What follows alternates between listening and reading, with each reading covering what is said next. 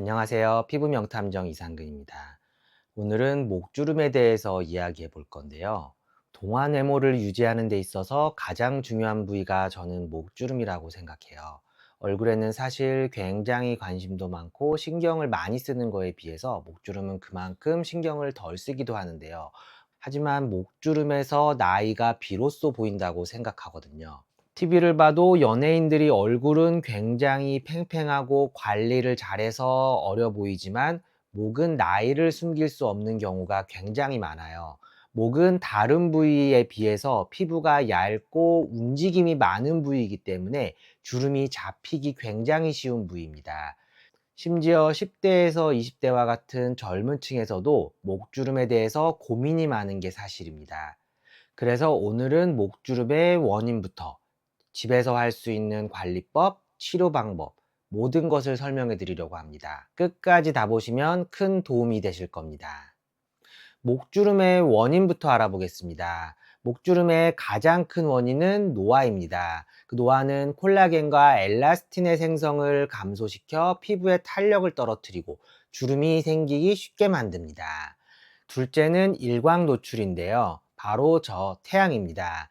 태양에서 나오는 UV 라디에이션은 피부에 콜라겐과 엘라스틴 섬유를 분해하여 조기 노화를 유발하고 목을 포함한 주름의 위험을 증가시킵니다. 셋째는 반복적인 동작인데요. 핸드폰 보실 때 어떻게 보시나요? 이렇게 보지 않으시나요? 잦은 움직임과 장시간 동안 모바일 기기를 내려다보는 특정한 자세, 우리가 테크넥이라고도 하는데요. 이러한 자세로 인해 주름이 생기고 시간이 지나면서 주름으로 발전할 수가 있습니다. 넷째는 유전적인 부분입니다. 어떤 분들은 다른 분들보다 훨씬 이른 나이에 심하게 목주름이 생기는 분들이 있습니다. 그냥 타고나는 주름이라고 생각하면 됩니다. 이 유전적인 소인은 피부 구조와 질감에 영향을 미쳐서 목주름을 비롯한 주름의 발생하는 방식과 시기에 영향을 미칩니다.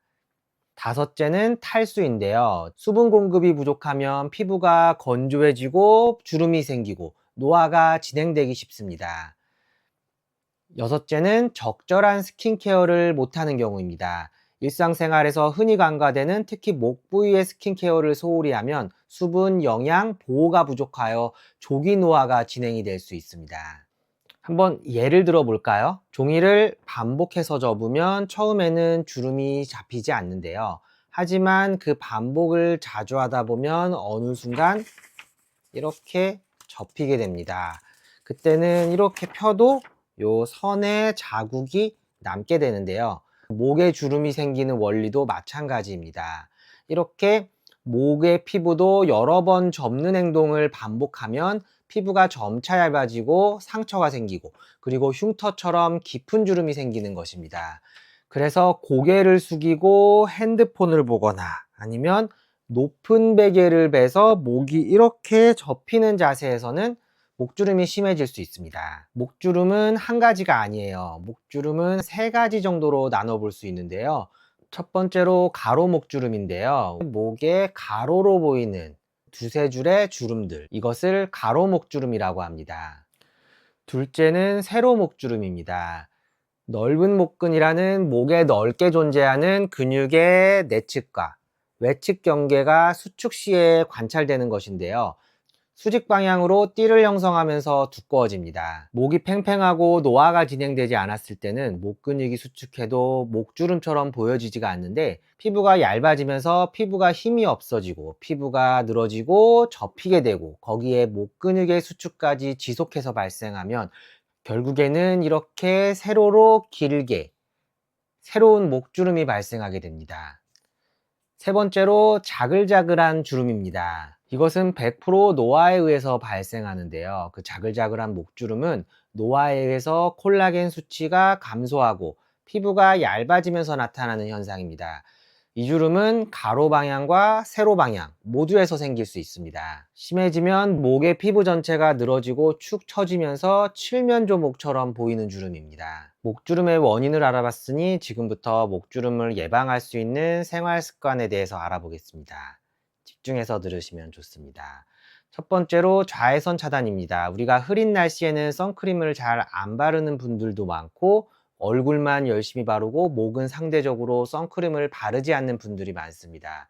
하지만 매일 목에 SPF 30 이상, PA3 플러스의 광범위한 자외선 차단제를 사용하셔야 합니다. 햇볕 노출은 조기 노화와 주름의 주요 원인입니다. 두 번째로 보습입니다. 매일 목에 보습제를 발라서 수분과 피부 탄력을 유지하셔야 합니다. 지금부터 진짜 중요한 자세인데요. 핸드폰 보실 때 이렇게 보시잖아요. 이 자세가 진짜 목주름에 안 좋아요. 그래서 목에 무리가 가지 않도록 이 핸드폰을 눈높이에 유지해야 합니다. 이렇게 높이를 유지하면 목이 접히지 않기 때문에 주름이 진행되는 것을 좀 예방할 수 있어요. 그래서 목주름을 예방하려면 바른 자세를 유지하는 것이 중요한데요. 좀 더 자세히 설명드리면 그 머리를 척추 위에 최대한 정렬되도록 유지하셔야 합니다. 이 정렬은 목에 부담을 줄이고 피부가 접히는 것을 방지해 줍니다. 그리고 목에 잦은 휴식을 줘야 됩니다. 화면을 보다가도 정기적으로 휴식을 취해서 스트레칭과 자세를 조정하셔야 됩니다. 간단한 목 스트레칭은 긴장을 완화하고 피부 탄력을 유지시키는 데 도움이 됩니다. 간단한 목 스트레칭 방법을 좀 알아볼게요. 목의 적절한 운동은 목과 턱선 주위의 근육을 강화하여 피부 모양을 개선하고 주름의 가능성을 줄일 수 있는데요.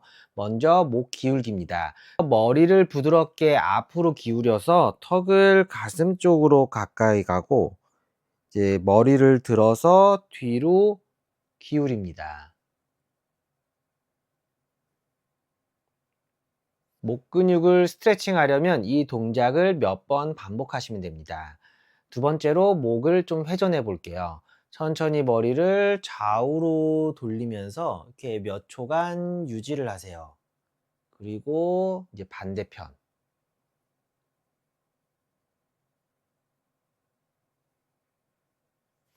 이 운동은 유연성을 유지하고 긴장을 줄이는 데 도움이 됩니다. 다음은 턱을 들어 올리는 동작입니다. 머리를 뒤로 젖히고 천장을 봅니다. 다음으로 수면 자세입니다. 높은 베개를 사용하면 머리가 아래쪽으로 기울어져서 밤새도록 목이 접혀 있는 상태가 되겠죠. 척추를 정렬시켜주는 평평한 베개를 선택하는 것이 좋습니다.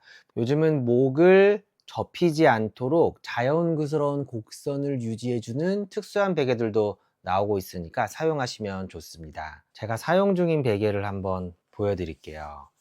예, 이 부위에 목이 닿고 이 부위는 좀 튀어나와 있고요. 그리고 이 부위에 뒤통수를 대게 됩니다. 그러면 목은 펴져 있는 상태를 유지하게 됩니다. 지금부터는 피부과에서 목주름을 개선할 수 있는 방법들을 알려드릴게요. 먼저 가로 목주름부터 말씀드릴게요. 이럴 때는 가장 심플해요. 그 목주름을 필러로 살짝만 메꿔주면 됩니다. 목에 필러를 시술할 때는 중요한 부분이 있는데요. 이 목은 다른 부분에 비해서 피부가 얇기 때문에 과교정돼서 필러가 조금만 튀어나와 있어도 상당히 보기가 안 좋고 이상한 모습을 보입니다. 따라서 필러 중에서도 가장 부드러운 필러들을 사용해야 됩니다. 그 목주름의 필러는 우리가 다른 부위에 볼륨을 주는 그런 필러를 사용하면 절대 안 되고요. 좀 더 부드러운 필러를 사용해야 됩니다. 피부가 얇기 때문에 단단한 필러를 쓰면 매끄럽지 않고 울퉁불퉁해질 수가 있어요. 그래서 부드러운 필러를 사용해서 그 주름을 따라서 굉장히 촘촘하고 균일하게 시술을 해야지 울퉁불퉁하지 않고 매끄럽게 시술이 될 수 있습니다. 그런 부드러운 필러에는 어떤 게 있을까요? 제가 목주름에 가장 많이 사용하는 필러는 벨로테로인데요. 이게 목주름에 시술을 했을 때 장기적으로 효과가 오래 유지되고 균일하게 퍼지면서 상당히 자연스러운 결과를 보이기 때문에 벨로텔로를 사용하고 있습니다. 이미 생겨있는 가로 목주름의 필러는 굉장히 효과적인 시술이에요. 필러 시술을 통해 깊게 패여있는 부분에 볼륨을 넣어줌으로써 그 패인 부분을 올려서 평평하게 만들어 줄 수 있습니다. 이런 필러 시술의 경우 유지 기간이 1년 정도 되기 때문에 1년마다 반복해서 시술을 받으시면 좋습니다. 두 번째로 목의 세로주름을 개선하기 위해서는 보톡스 시술이 가장 좋습니다. 목의 세로주름은 안쪽 경계 주름과 바깥쪽 경계 주름에 보톡스를 놓으시면 됩니다. 세로주름을 잡기 위한 보톡스를 시술할 때는 주의해야 할 점이 있는데요. 우리가 음식을 삼키거나 이때 사용하는 근육들에 보톡스가 들어가게 되면 삼키는 것이 잘 안 되기 때문에 상당한 불편함이 생깁니다. 따라서 그 목 세로주름의 보톡스는 상당히 섬세하게 시술을 해야 됩니다. 마지막으로 목의 잔주름의 치료에 대해서 좀 알려드릴 건데요. 목의 잔주름을 해결할 수 있는 시술들은 상당히 많이 있습니다. 일단 그만큼 쉽지 않다는 뜻이기도 한데요. 일단 첫 번째는 울세라가 있습니다. 울세라는 보통 얼굴에 많이 하신다고 생각하는데 목주름에도 생각보다 효과가 좋습니다. 특히 울세라는 목에 좀 살이 있으면서 잔주름이 많은 경우에는 울세라가 약간의 지방 파괴 효과가 있기 때문에 지방층도 정리해주면서 목주름도 좀 탄력 있게 만들어주는 효과가 있습니다. 두 번째는 스킨 보톡스입니다. 더모톡신이라고도 하는데요. 우리가 아까 말한 세로주름의 보톡스랑은 다르게 더모톡신은 그것을 더 희석을 해서 이제 목에 촘촘하게 여러 부위를 주사하는 시술입니다.